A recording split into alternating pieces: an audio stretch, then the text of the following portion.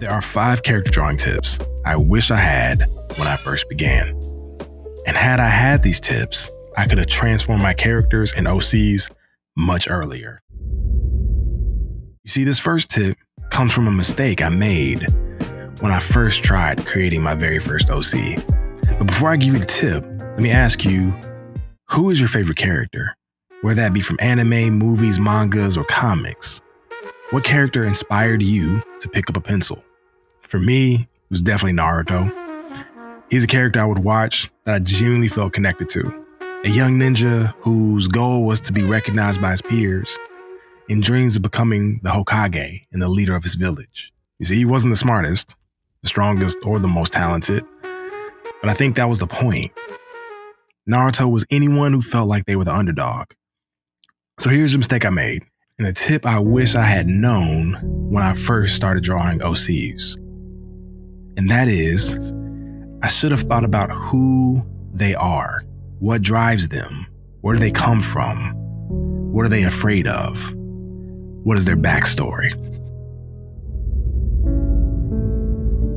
Now this leads me to my next point. There is a book that I highly recommend you read. It's called Still Like an Artist.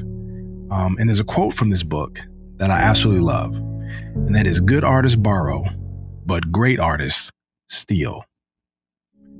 Here's a reality I never thought about. And that is, whatever we create comes from a piece of us.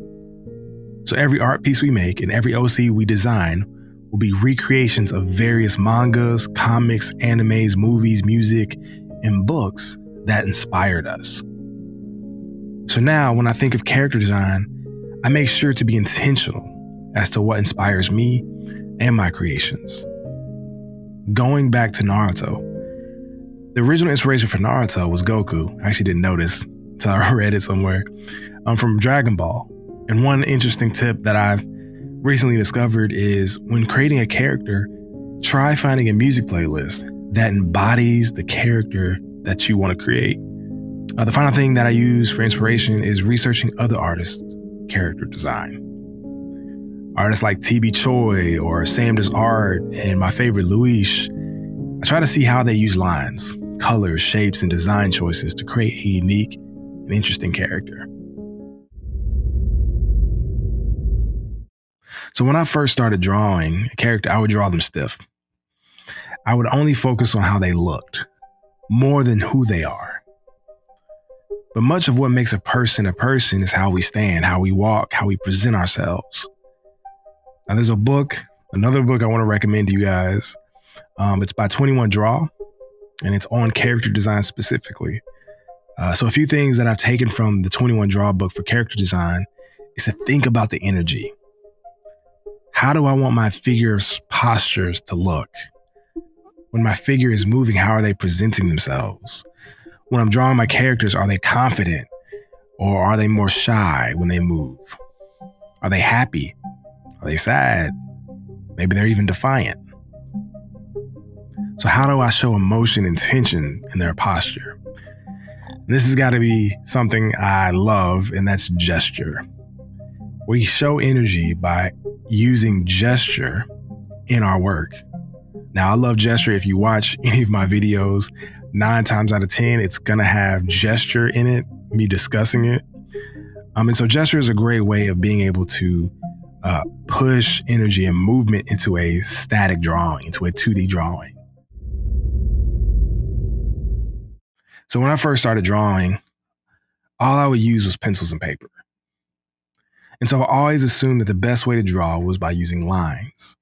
That is, until I discovered an artist on YouTube named Nikolai Lockerson. And one of the ways he approaches character design is through silhouettes.